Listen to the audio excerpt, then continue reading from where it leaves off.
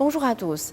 La ville de Wuhan a levé le confinement le 8 avril dernier, mettant fin à plus de 2 mois de lutte. Les habitants de Wuhan ont enfin vaincu le coronavirus. Pourtant, le même jour, il s'est passé quelque chose qui a fait polémique. La parution sur Amazon de Wuhan Diary, version anglaise du journal de confinement de l'écrivaine wuhanaise Fan Fan. Dans son livre, Fan Fan décrit la ville comme un enfer tragique. D'après elle, Wuhan était un énorme camp de concentration où personne n'osait parler et où il aurait eu d'innombrables morts. Mais moi, je suis aussi en Chine et j'ai beaucoup d'amis wuhanais. D'après eux, la situation n'était pas du tout comme ça. La ville a levé le confinement le 8 avril et les gens peuvent de nouveau circuler librement. Mais les centres commerciaux étaient tous approvisés normalement depuis longtemps et on pouvait acheter des masques à tout moment.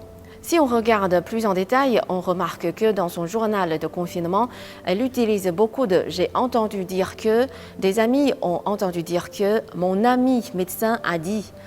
En plus, son journal a d'abord été publié sur Weibo, l'équivalent chinois de Twitter, et il y a souvent eu dans les commentaires des gens à relever les incohérences de son récit. Elle-même a parfois reconnu clairement que certaines choses n'étaient que des oui-dire.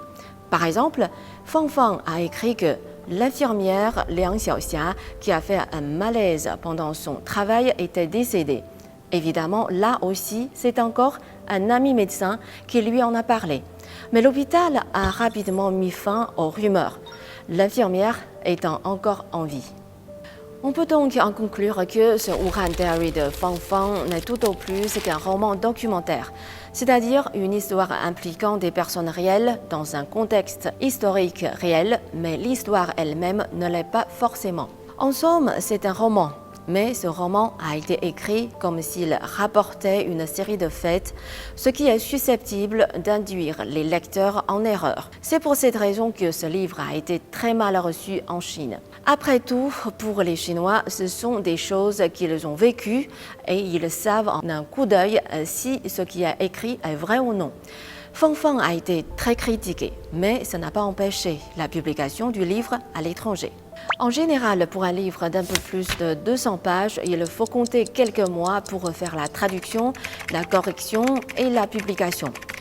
Le processus est complexe et il faut le faire sérieusement. Le dernier article de Wuhan Diary a été publié sur Weibo le 24 mars et la version chinoise du livre est sortie quelques jours après. Mais les versions anglaises et allemandes sont sorties le 8 avril, soit à peine 2 petites semaines plus tard.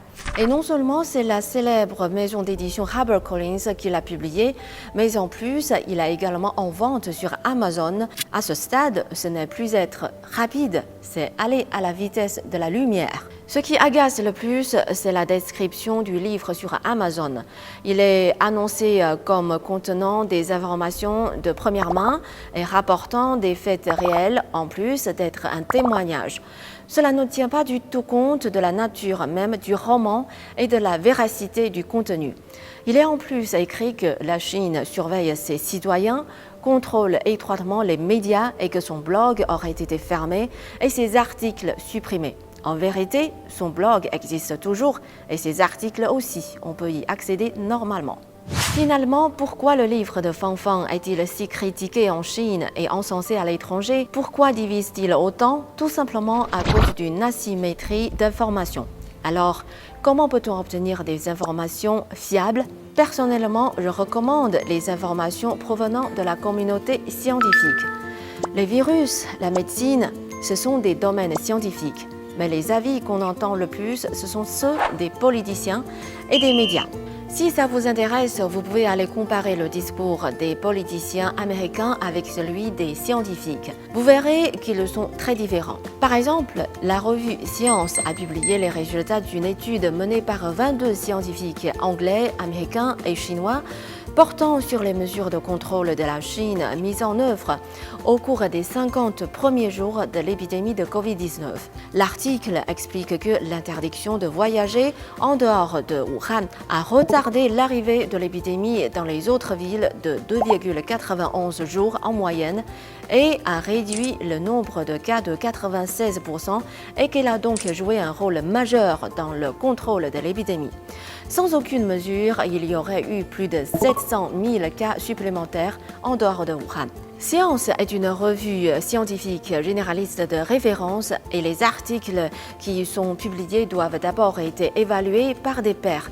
La publication des résultats de cette étude signifie donc que celle-ci a été reconnue par la communauté scientifique. On voit bien que l'avis de la communauté scientifique et la situation décrite par la Chine se rejoignent. La science n'a pas de frontières. Mais les politiciens américains, eux, veulent discréditer la Chine à tout prix et ne parlent que des rapports allant dans leur sens. Le reste est considéré comme faux ou peu fiable. Alors, qui croire ? Je crois que tout le monde a la réponse. C'est pourquoi je pense que les médias devraient mettre plus en avant le discours de la communauté scientifique pour apporter aux gens de vraies informations. Et en tant que personne, il faut privilégier les médias qui rapportent les informations de manière scientifique pour se faire une idée plus juste du monde. Merci de m'avoir suivi. À la prochaine.